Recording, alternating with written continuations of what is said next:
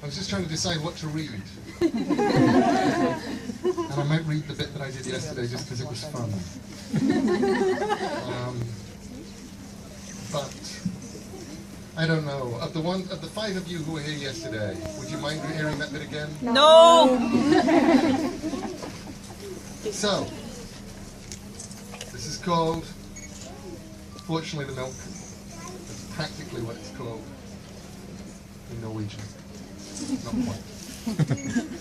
And it has been beautifully translated into Norwegian by a lady named Ina.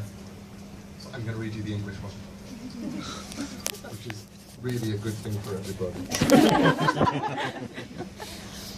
And as we begin the story, there's been no milk for these 2 kids to have their cereal with at breakfast.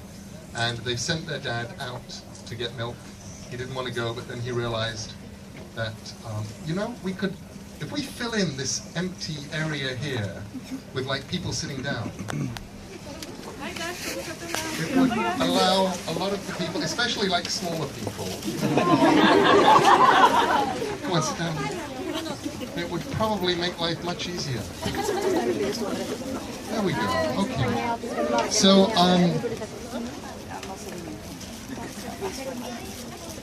so this is a little bit of the book.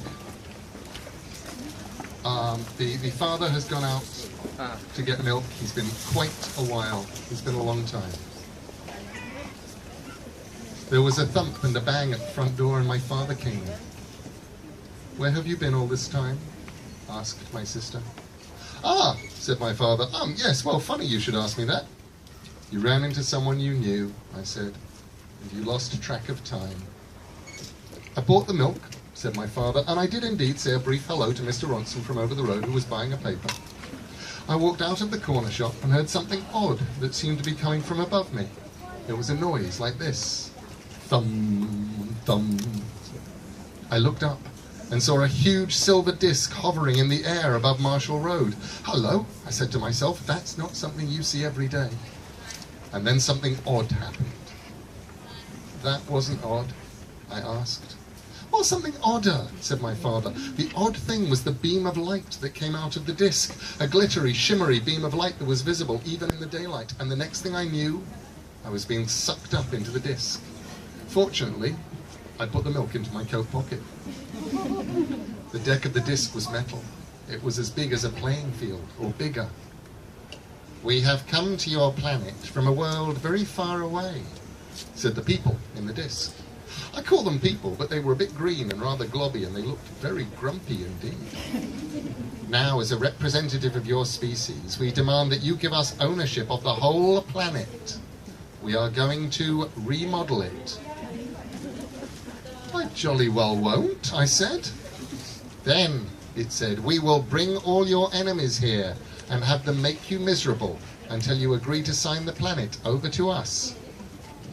I was going to point out to them that I didn't have any enemies when I noticed a large metal door with emergency exit, do not open for any reason, this means you, on it. I opened the door. Don't do that, said a green globby person. You'll let the space-time continuum in. But it was too late. I'd already pushed open the door. I jumped. I was falling. Fortunately, I'd kept a tight hold of the milk. So when I splashed into the sea, I didn't lose it. What was that? Said a woman's voice. A big fish? A mermaid? Or was it a spy? I wanted to say that I wasn't any of these things, but my mouth was full of seawater. I felt myself being hauled up onto the deck of a little ship. There were a number of men and a woman on the deck, and they all looked very cross. Who be ye, landlubber? Said the woman, who had a big hat on her head and a parrot on her shoulder. He's a spy, a walrus in a coat, a new kind of mermaid, with legs, said the man. What are you doing here? Asked the woman. Well, I said, I just set out to the corner shop for some milk for my children's breakfast and for my tea, and the next thing I knew, he's lying, Your Majesty. She pulled out her cutlass. You dare lie to the Queen of the Pirates? Fortunately, I'd kept tight hold of the milk, and now I pointed to it. If I did not go to the corner shop to fetch the milk, I asked them, then where did this milk come from? At this, the pirates were completely speechless. Now, I said, if you would let me off somewhere near to my destination, I would be much obliged to you. And where would that happen to be? Said the Queen of the Pirates. On the corner of Marshall Road and Fletcher Lane. I said, my children are waiting there for their breakfast. You're on a pirate ship now, my fine bucko, said the Pirate Queen, and you don't get dropped off anywhere. There are only two choices. You can join my pirate crew, or refuse to join. And we will slit your cowardly throat, and you will go to the bottom of the sea, where you will feed the fishes. What about walking the plank? I asked. Never heard of it, said the pirates. Walking the plank, I said, it's what proper pirates do. Look, I'll show you. Do you have a plank anywhere? It took some looking, but we found a plank, and I showed the pirates where to put it. We discussed nailing it down, but the Pirate Queen decided it was safer just to have the two fattest pirates sit on the end of it. Why exactly do you want to walk the plank? Asked the Pirate Queen. I edged out onto the plank. The blue Caribbean water splashed gently beneath me. Well, I said, I've seen lots of stories with pirates in them, and it seems to me that if I'm going to be rescued... At this, the pirates started to laugh so hard, their stomachs wobbled, and the parrot took off into the air in amazement. Rescue? They said, there's no rescue out here. We're in the middle of the sea. Nevertheless, I told them, if you are going to be rescued, it will always be while walking the plank. Which we don't do, said the Pirate Queen. Here, have a Spanish doubloon and come and join us in our piratical adventures.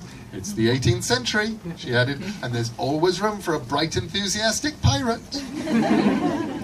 I caught the doubloon. I almost wish that I could, I told her, but I have children, and they need their breakfast. Then you must die. Walk the plank. I edged out to the end of the plank. Sharks were circling. So were piranhas. And this was where I interrupted my dad for the first time. Hang on, I said. Piranhas are a freshwater fish. What were they doing in the sea? You're right, said my father. The piranhas were later. Right, so I was out at the end of the plank, facing certain death, when a rope ladder hit my shoulder and a deep, booming voice shouted, quickly, climb up the rope ladder. I needed no more encouragement than this, and I grabbed the rope ladder with both hands. Fortunately, the milk was pushed deep into the pocket of my coat. The pirates hurled insults at me and even discharged pistols, but neither insults nor pistol shot found their targets, and I soon made it to the top of the rope ladder.